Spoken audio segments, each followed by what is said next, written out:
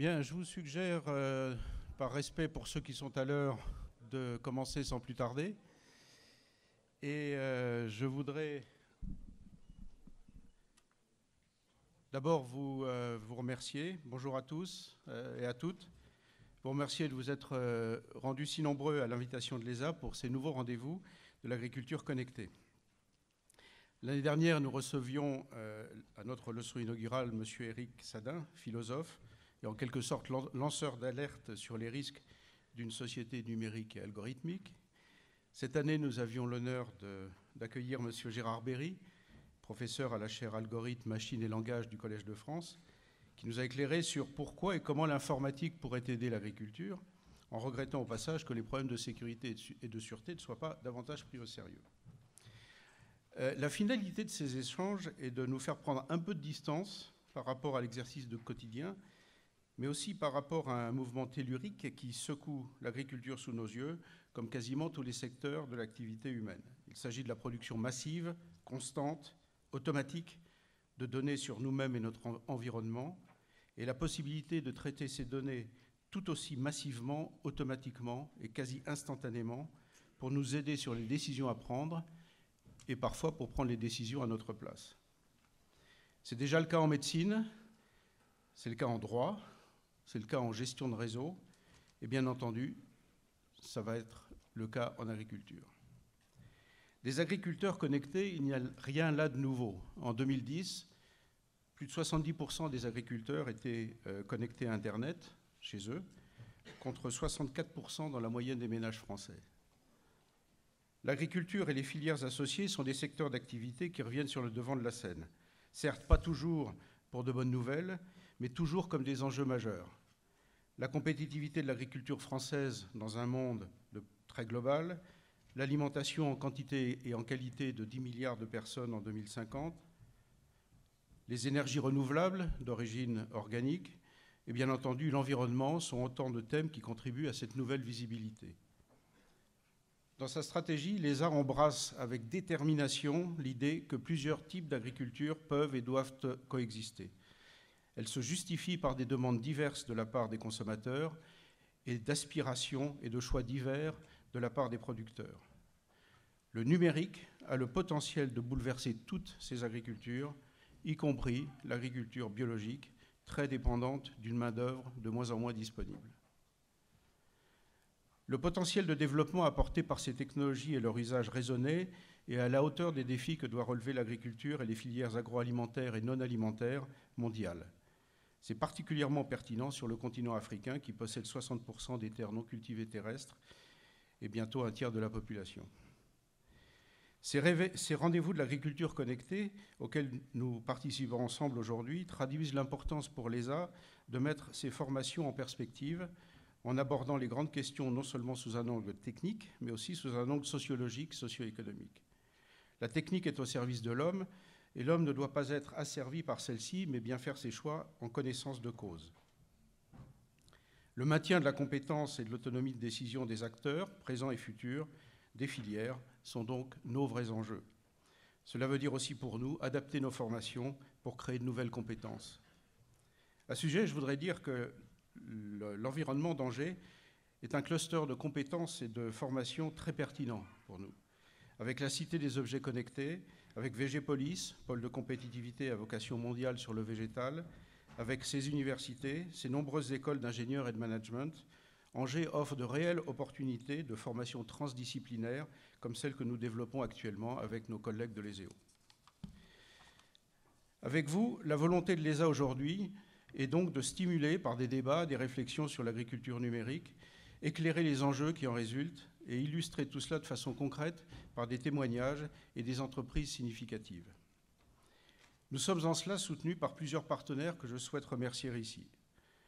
Le ministère de l'Agriculture, de l'Agroalimentaire et de la Forêt et le secrétariat d'État au numérique pour leur haut patronage.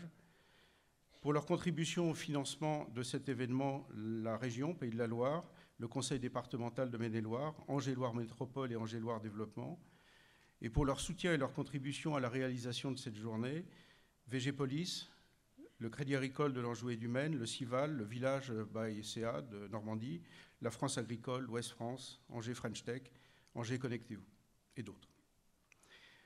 Cette journée n'aurait pas non plus été possible sans le travail remarquable des équipes de l'unité de recherche en sociologie de l'ESA, de l'ARES, des services de communication, multimédia, informatique, services généraux de l'ESA, qu'ils en soient tous remerciés vivement, et particulièrement l'un d'entre eux, qui mobilise et déploie une énergie digne d'un vrai fondateur de start-up. Sans plus attendre, je voudrais passer la parole à M. Jean-Paul Bernheim, vice-président d'Angers-Loire Métropole, Jean-Pierre Bernheim, pardon, vice-président d'Angers-Loire Métropole, en charge du développement économique, de l'enseignement supérieur et de la recherche.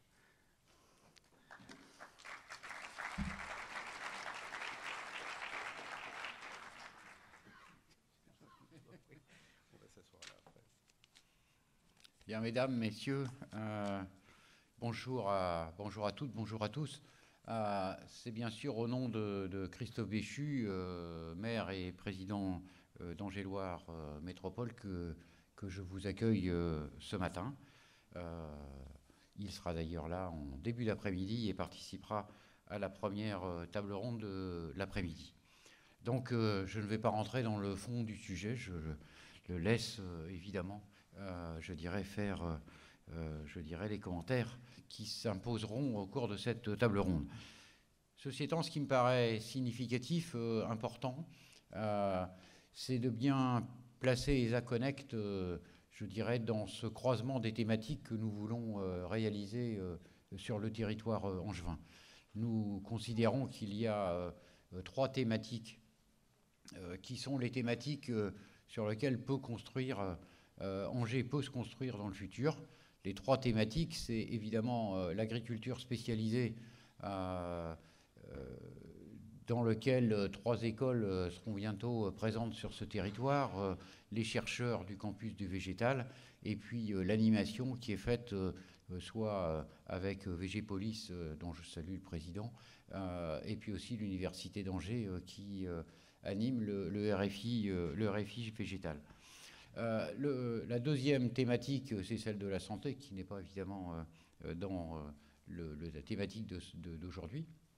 La troisième, c'est Angers, qui est Angers French Tech IoT et fabrication, puisque les deux sont maintenant associés, et que l'objectif que nous poursuivons tous ensemble, c'est d'assurer le croisement, des thématiques, parce que vous savez que l'innovation vient du croisement des regards, et ESA Connect, évidemment, est un des éléments clés dans le dispositif territorial pour permettre de croiser les regards entre l'agriculture et les objets connectés et le numérique de façon générale.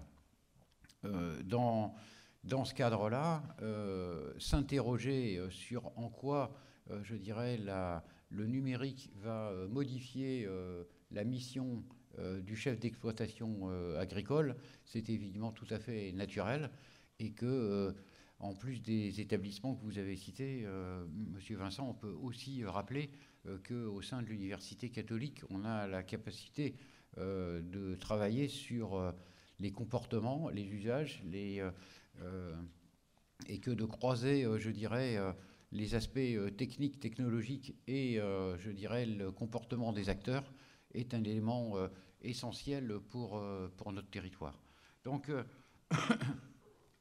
il faut effectivement regarder le moyen ou les moyens qui sont mis à notre disposition pour que les hommes restent, les leaders, des prises de décision et se garder, d'un monde idyllique, le meilleur des mondes, aurait dit Orson Welles, où la machine prend le pas, où les technologies prennent le pas sur la décision de l'individu, et le chef d'exploitation agricole reste un homme qui doit prendre les décisions, et la technologie doit l'aider à ses prises de décision. On voit que la collaboration, par exemple, d'Erinov avec les agriculteurs de la Membrole sont évidemment des éléments qui sont clés pour, aller vers ce sens où la technologie aide, au prélèvement, tout moins, à la préservation de la nature, d'un côté, et puis à la bonne prise de décision. Il y a deux éléments que je voudrais simplement peut-être souligner. Un, c'est que, comme tout le monde sait, l'agriculture est diffuse et que la mise au service de l'agriculture du numérique passe par le développement des réseaux, et en particulier le développement des réseaux très haut débit, et que c'est bien sûr une mission essentielle de la collectivité, que ce soit ALM ou que ce soit la région, de faire en sorte, ou le département d'ailleurs, pour faire en sorte que l'ensemble des acteurs puissent avoir accès au très haut débit. Et puis pour ceux qui trouvent que les poteaux électriques ne sont pas beaux, je crois qu'il faut qu'on réfléchisse, je dirais, à un certain nombre de modes alternatifs pour amener le très haut débit, je dirais, dans chacune des exploitations agricoles, et que la possibilité qu'offre Enedis d'utiliser son réseau de poteaux de distribution électrique pour pouvoir poser à des prix très faibles des câbles et des fibres optiques me paraît être un axe qui est aujourd'hui insuffisamment pris en compte dans les schémas territoriaux, et sur lesquels je pousse avec la région pour que on puisse arriver à mettre en place des réseaux très haut débit qui n'ont pas les coûts que représente la mise en place de ces réseaux par voie enterrée. Et puis, il y a aussi d'autres technologies qu'il faudra mettre en œuvre, la radio, je dirais, le satellite demain. Et si on veut assurer une couverture, ne refaisons peut-être pas l'erreur qui a été l'erreur. La difficulté que nous avons connue avec le téléphone, on a voulu absolument câbler 100%, je dirais, des habitations au téléphone, et qu'on voit que dans les pays en voie de développement, eh bien, le téléphone mobile a réussi à permettre de couvrir des étendues extrêmement grandes à des coûts extrêmement faibles. Et donc le premier défi qu'on a à relever dans l'agriculture connectée, c'est d'apporter le très haut débit partout à un prix qui soit très faible. Le deuxième défi, c'est le défi des données. Je pense que le débat qui consiste à savoir est-ce que les données personnelles vous appartiennent ou vous appartiennent pas, je pense que c'est un débat qui est un débat passé, parce qu'aujourd'hui, il y a tellement de données que vous avez communiquées grâce à votre mobile que de toute façon, la question de savoir si elle vous appartient ou si elle ne vous appartient pas, ne vous la posez plus. Elles ne vous appartiennent pas totalement. Si vous avez un téléphone qui a une puce Intel, eh bien, sachez que dans les règles et les lois américaines, eh bien, tout ce qui passe par une puce Intel est automatiquement propriété du gouvernement américain. Alors, c'est peut-être pas une bonne nouvelle, mais c'est quand même une réalité. Donc, le problème donc des données, c'est où sont-elles stockées? Et là, on a un vrai défi qui est la mise en place du stockage des données sur notre territoire, pour que, au moins, même si d'autres peuvent les consulter, au moins on puisse en conserver l'usage. Et puis le deuxième défi des données, c'est quelle est la transparence. Il y a des lois numériques récentes qui ont traité ces sujets, donc je ne voudrais pas être trop long parce que M. Vincent va bientôt me faire des gros yeux dans la durée de mon intervention. Mais je pense que nous, en tant que collectivité, on a à aider les acteurs à travailler sur ces deux domaines qui sont très particuliers, qui sont le domaine du câblage et le domaine de la conservation des données sur notre territoire. Et ça, je pense que c'est un rôle de la collectivité à côté des acteurs qui sont assez grands, comme vous allez le voir dans toute la journée d'aujourd'hui, pour réussir à mettre en œuvre et à utiliser intelligemment les moyens que la technique vous donne. Je ne voudrais pas être plus long, mais je voudrais quand même remercier Monsieur Vincent, Madame Daniel pour l'organisation de cette journée. Évidemment, les soutiens, je ne reprends pas la liste qui était beaucoup mieux faite par Monsieur Vincent que par moi, mais je voudrais au moins soulever, je dirais, l'intervention de VG Police, sans qui cette journée n'aurait pas le caractère qu'elle a. Et puis, je dirais, les personnels d'Aldev qui ont contribué, je dirais, aussi à la réalisation de cette journée. Voilà, et donc très bonne journée. Réfléchissez bien. sortez de vos cadres pour profiter de cette journée. N'ayez pas de raisonnement préconçu. Travaillez bien, les yeux ouverts, les oreilles ouvertes, et toutes les idées sont forcément bonnes parce que c'est de là que naîtra l'innovation, la réputation de notre territoire. Merci à tous. On va s'asseoir là, comme ça. Merci.